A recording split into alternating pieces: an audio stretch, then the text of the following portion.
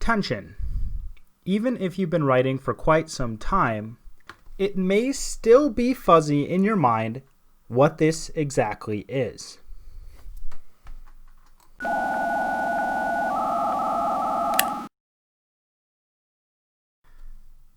Welcome to How to Write Good. I am your host, Daniel Poppy. You can find out more about me at danielpoppy.com. If it is your first time here, How to Write Good is a writing podcast that seeks to find principles and advice that can be applied across a broad range of writing situations.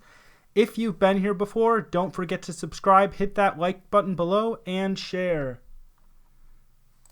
So what is tension? If I were to sum up what tension is with one thing, it would actually be a question mark.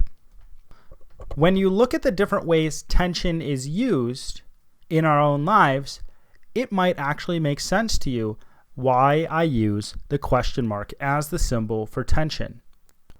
What is another way we use the word tension? The first thing that comes to mind for me is tense muscles.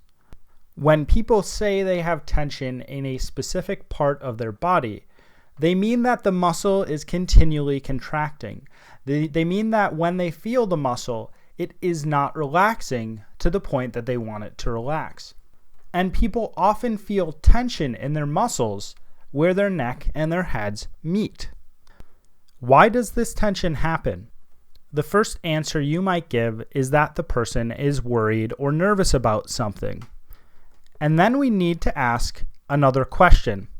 Why is that person anxious or worried or nervous about something? The answer is often the case that this person is in a situation where the future is uncertain. It could go one way that is very good. It could go one way that is very bad. But this person does not know what will happen next. When you write a book, you are putting characters in situations that have undetermined outcomes to the reader. The reader is asking himself, is the story going to go this way, or is the story going to go that way? And this question happens on every level of storytelling.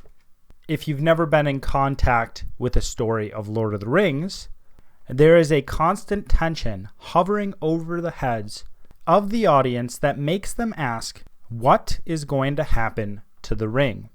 More specifically, they may be asking, are they going to be able to destroy the ring, or is Sauron going to get the ring back? Every good story centers around this broad tension, this broad question that the audience is constantly asking. Another example of this is in The Old Man and the Sea. Is the old man going to be able to win the fight against the fish, or is the fish going to be able to win the fight? And I can do the same thing with what we call chick flicks. Are the girl and the guy going to get together, or is it going to end disastrously? Every good story makes the audience ask questions around that one big idea, or what we call the central conflict. And all the aspects of the story are moving toward answering that question for the audience. But the question asking doesn't only take place on the broad level of the central conflict. Each scene in the story can have its own question. At the beginning of the story of Lord of the Rings, Bilbo is hesitant to give the ring away. There's a question asked by the audience at that point in the story. Is Bilbo going to keep the ring, or is he going to give it up? When you get into writing, you can actually apply this idea of tension to every single paragraph you write.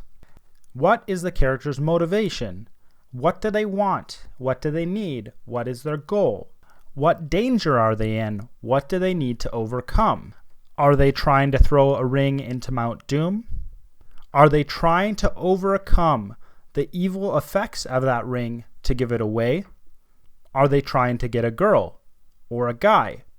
Are they trying to make someone like them? Are they a phony trying to present themselves as another person?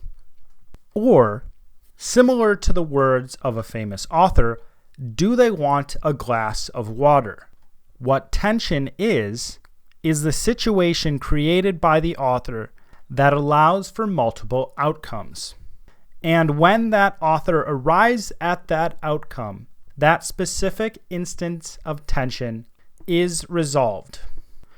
Again, to go back to what I would represent tension as, it would be a question mark. What is going to happen?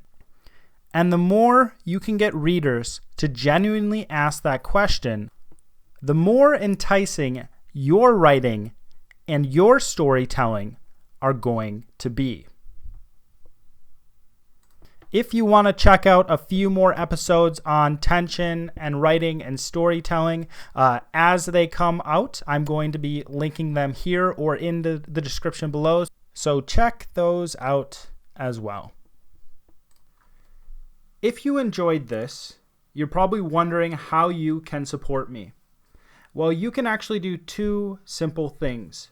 Follow the first link below to grab a copy of my book, and then follow the second link and sign up for my newsletter. It's that simple. Those two things will mean the world to me and give me more time to write books and create content for you. As always, my name is Daniel Poppy, and this is How to Write Good.